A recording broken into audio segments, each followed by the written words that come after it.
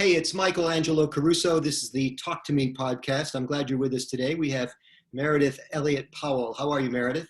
I am doing great. You know, you're about the only other person I've spoken to in a long time that's got three names like I do. Mine's my middle name. I'm guessing you have two last names. I do have two last names. It's a long story. My first husband passed away and I had already changed my name that go round, got married again and just decided to tack one more name onto it.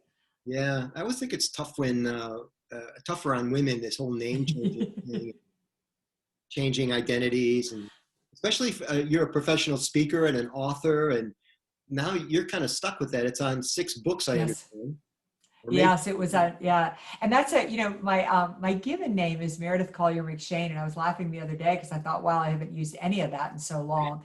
But you're exactly right. By the time I was already out there in the public eye, I was Meredith Elliott. Yeah. So I couldn't exactly drop one of them. So just keep tacking on. Let's just hope I don't get a fourth. Well, Meredith works for me today. Listen, everybody, if you like these types of interesting interviews, make sure you subscribe to the Talk to Me podcast. It's on all the platforms.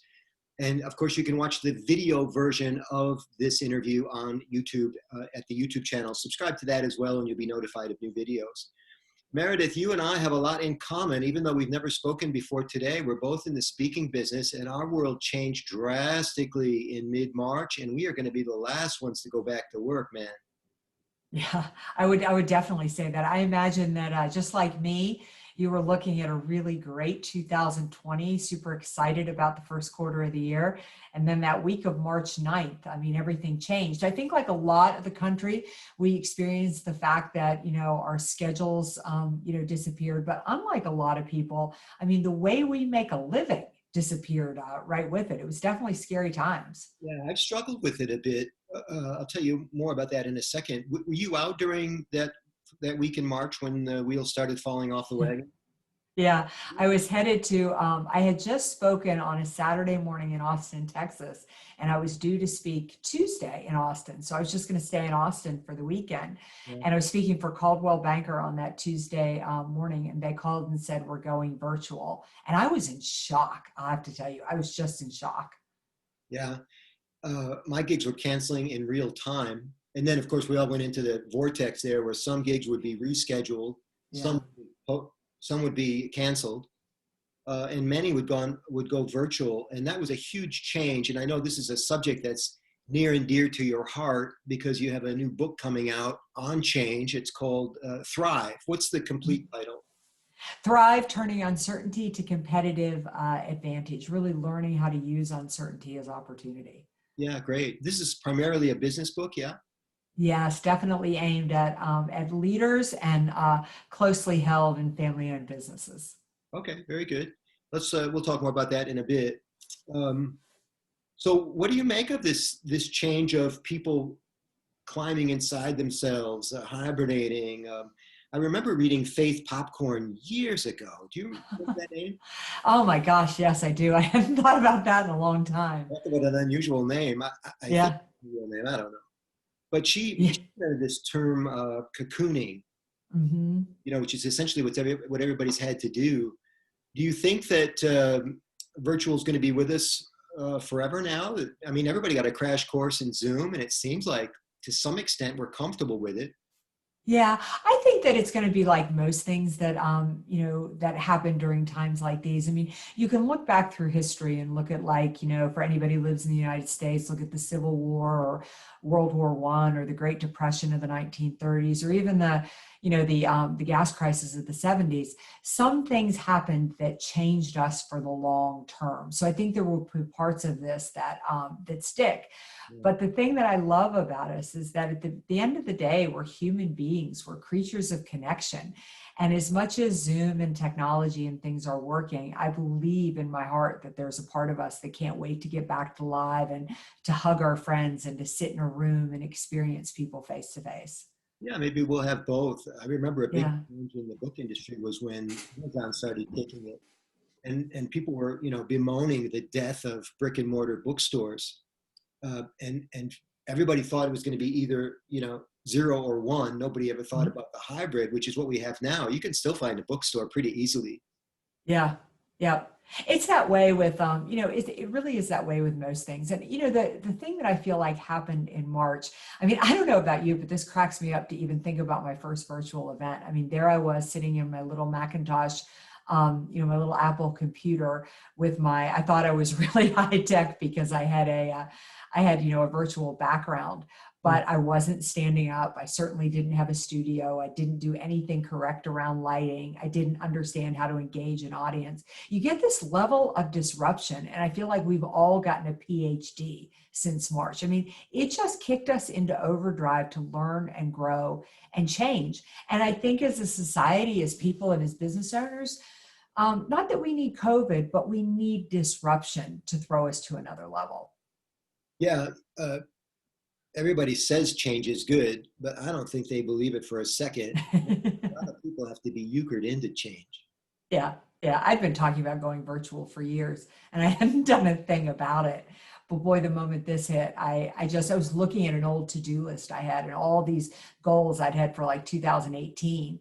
And here I've accomplished most of them in the first 3 months of 2020 because I had to. And change comes when the pain is high enough. And this certainly caused enough pain to make us change. I'm reminded of an old saying that heroes aren't made as much as they're cornered. Yeah, that's great. That's great. Heroes who we think are proactive and they're visionaries and they know exactly, they're a strict moral compass. They know exactly what needs to be done and then they go do it. Nope, they got to get tricked into it too. Absolutely, absolutely. And I feel like we have definitely been cornered, but we have risen to the occasion. Yeah, amen, amen.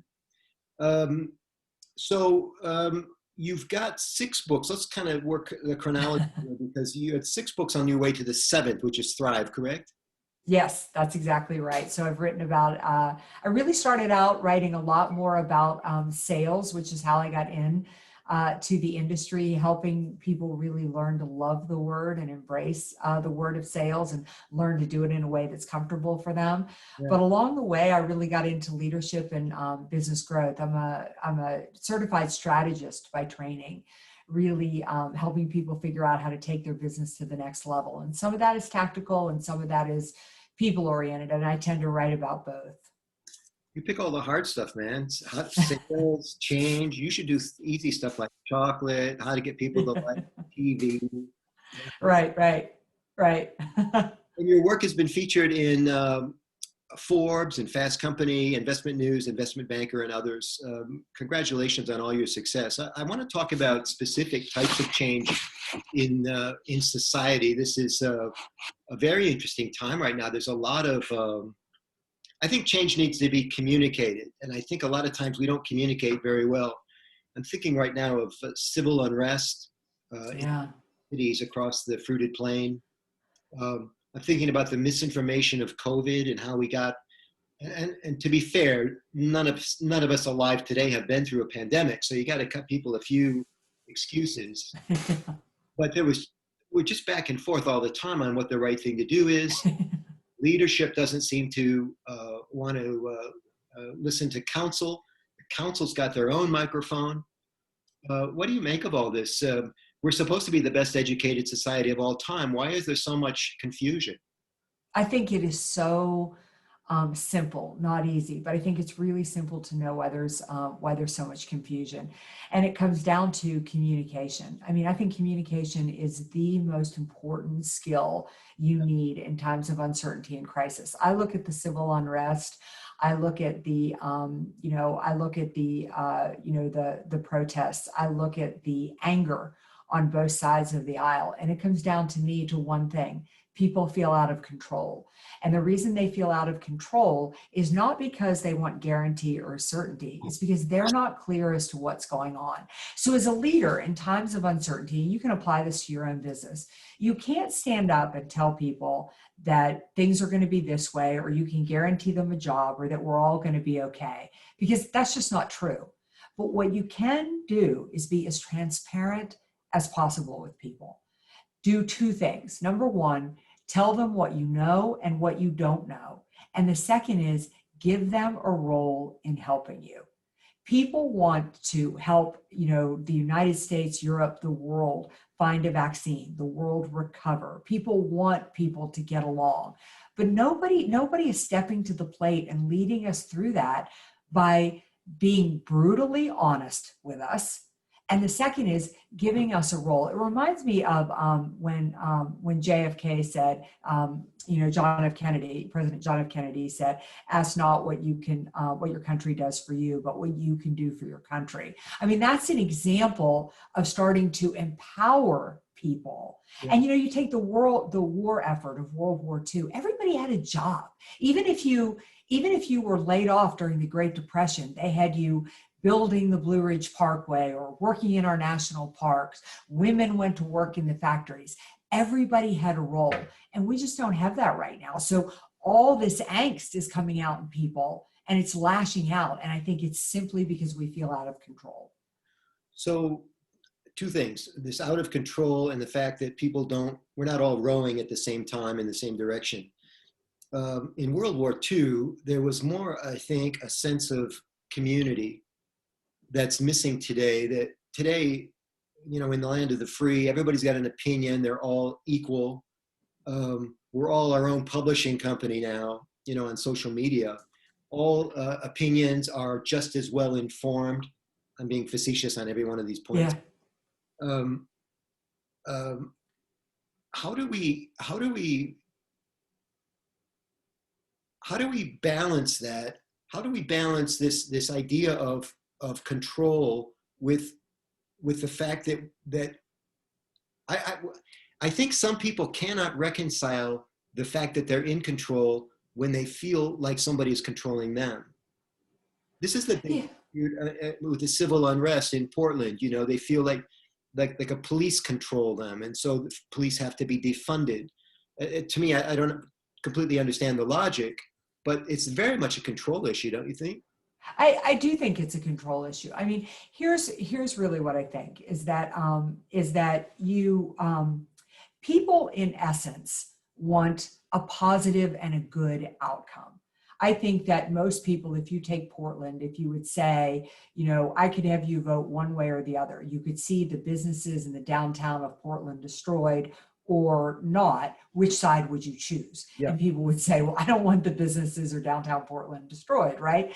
But there's nowhere else to put those energies into a positive light.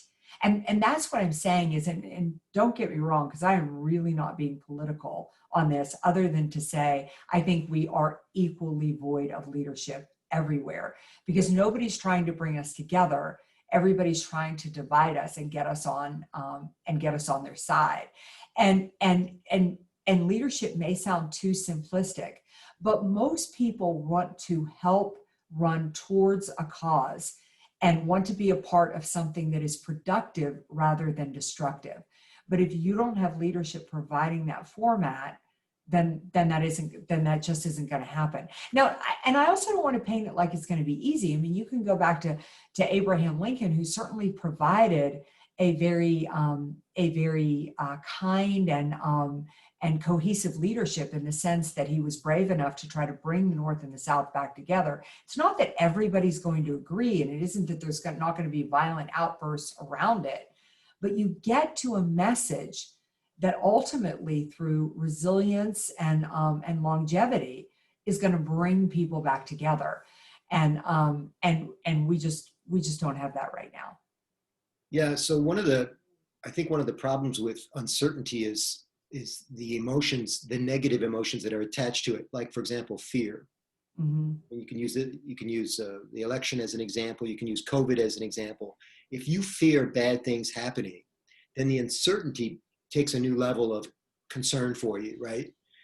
And I agree with you that what leaders, speakers like us, authors, authority people, we need to spend more time on what we have in common. I like what you said about how nobody wants Portland to be unlivable. Everybody wants Portland to be a better place. And if we start from that basic understanding, then it mitigates some of that fear, and it mitigates some of the uncertainty, because we're starting from a base. Instead of starting with what keeps us apart, we start with what keeps us together. But so many people, they start with a divisive mechanism, right? Even the phrase gun control implies then I'm going to come get your gun, Yeah. which Yeah. which I'm not sure is anybody's motive. Yeah. I think it's, it, it, it's easier and it is far more fun for me to sit here and tell you what's wrong with you than it is for me to have to start to work on the things that I could do to help make things better. Yeah. And I think that that's just human nature, right? I mean, I'd certainly rather, go out with my girlfriends and whine all night about, how bad things are than actually have to get up, exercise, do the work, eat right, do the things I need to do to make my life better. Yeah. It's far more fun to complain. For sure. The problem is that we're giving rewards right now for destructive behavior and not giving rewards for supportive behavior. And I think just the example of that is, God help you if you turn on the nightly news, just take the percentage of it that gives limelight to people who are negatively impacting our world, then limelight to people who are positively impacting it. And until we start to turn that around, and I think what I love about your show and about your podcast and what I love about being a speaker is I think I've never been more essential than I am right now. I mean, I want people to stop worrying about all the other things and go back to their own actions and really ask yourself, what are you doing every day to bring a positive message into the world? When you see people being, divisive, what are you doing to try to bring people back together? And, back in the day, Ben Franklin, believed that things started at a local level. And he started these groups, I can't remember what they were called, but where he would get people of different political backgrounds, different religious backgrounds, and put them in small groups and have them meet once a week and talk.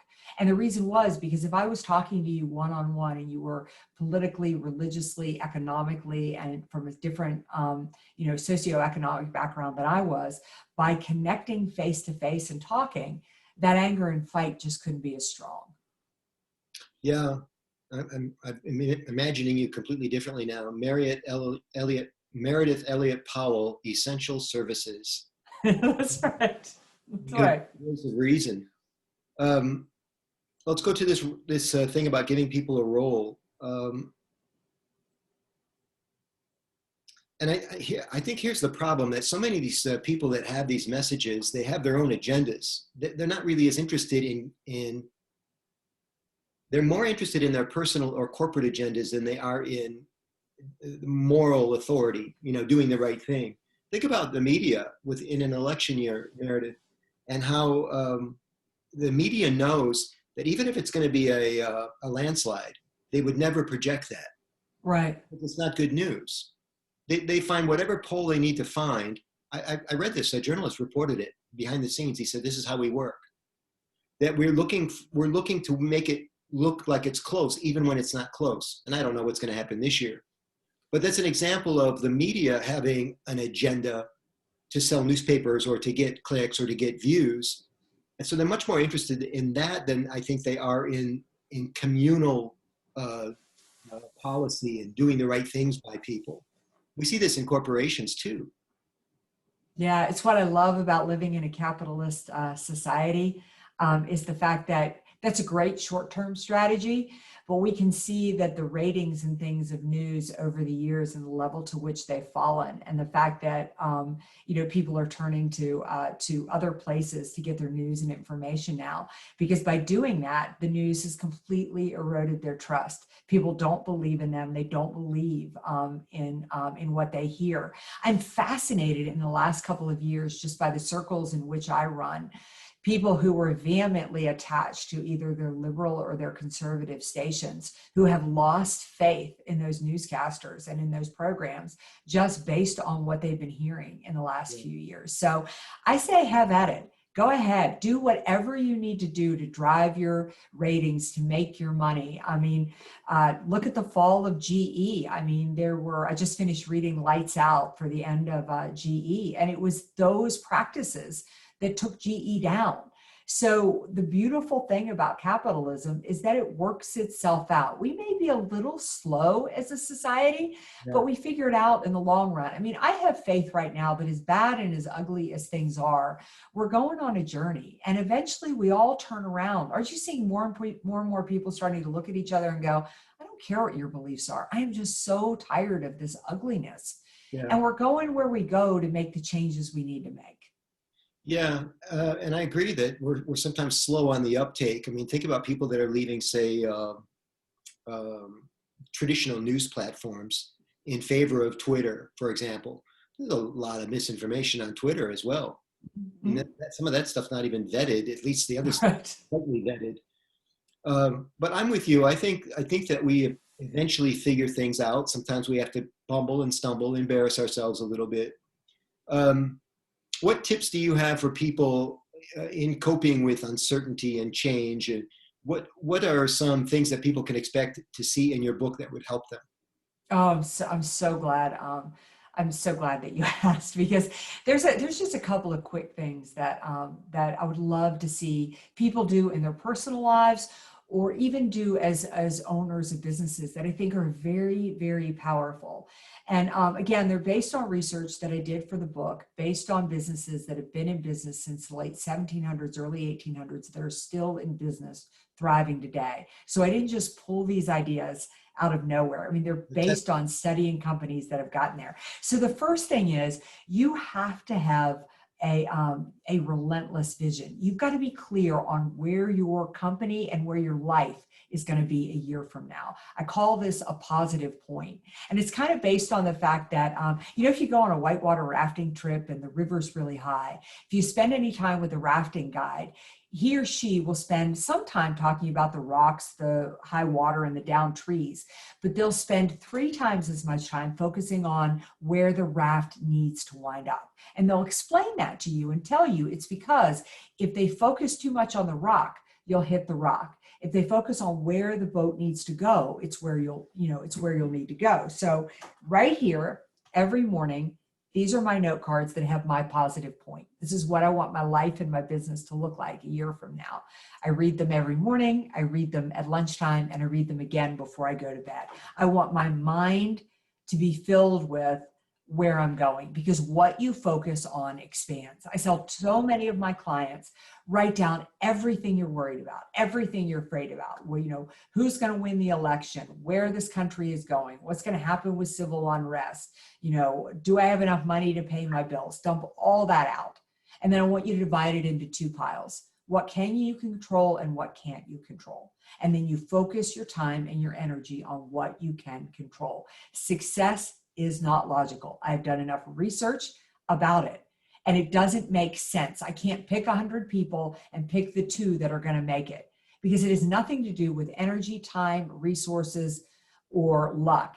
It has to do you have enough ability to focus on what you can control and not burn your time and energy worrying about, I don't know who's going to win the election. And if quote unquote my side doesn't win, I cannot do anything about that. That's right. But what I can do something about is making my sales calls every day, making my products and services more relevant. And if I focus my time and my energy there, I will be more successful. So I'm hearing 2 things so far. Maybe it's just one. No, it's 2. Vision, and then focus on what you can control, not what you can't control. Yeah, absolutely. Yeah. Another favorite of mine is condition yourself for change. We've talked about change so much in this podcast, but most people who talk about change tell you how to react to it. And that's not good enough in an uncertain marketplace. You have to be 1 step ahead of change. You need to be predicting change. I call it conditioning yourself for change. The change is like a muscle. The more you work it, the more you talk about it, the more you think about it, the more prepared you will be for it. And in my line of business, we use a tool called a skeptic, where I just tell people to spend 30 minutes once a month talking about the changes they see happening in society, with competition, economics, politics, technology, industry, and your customers. And if you spend time talking about change, you can see change coming. And if you see change coming, it's an unbelievable opportunity. If you ignore change, it'll bury you. So you've got to build your change muscle. and start to get in front of the changes coming rather than waiting for them to come and hit you upside the head. I like it. You've got a gimme for people that visit your website. Tell us about the purple bar. Yeah. So if you go to my website, valuespeaker.com, just the words value and speaker.com, there's a purple bar at the top called Emerge Successful. If you just click on that bar, it is full of free tools and resources, absolutely free, that you just click on and are basically going to answer pretty much any question you've got about growing a business in an uncertain marketplace. And if there is not something there that you need, just reach out and I'll create it for you. Very nice. What's your schedule look like, man? Are you 80% virtual, 50-50 right now? I'm probably more like 90 to 95% virtual. I've got a couple of in-person things, but the schedule looks really good. I applied the 9-step formula to my own business and was able to completely turn my business around. So I'm excited because 2020 is probably going to be a better year than 2019. Good for you. Meredith Elliott Powell is applying her change tenets to her own business and seeing the rewards. You can too, everybody. And I think, Meredith, all of these, we talked a lot today about business change. Businesses consist of people, and people can put these same things into place. So these are universal truths that you've shared with us today. I really appreciate it. Absolutely. I'm just a passionate believer that these can be applied to whether it's your personal life and your business life, and you need to take care of both if you want to emerge successful. I love it. This is Meredith Elliott Powell, everybody. Valuespeaker.com. Go to that purple bar and get the freebies and check Meredith out. Her new book is coming out in January. Yes. And it's called Thrive. Give us the complete title again. Thrive, Turning Uncertainty to Competitive Advantage. That's a long title, man. It might not have your photo on it. That's right. That's right. Thank you very much, Meredith. Thank you. It was great to be here. I enjoyed the conversation.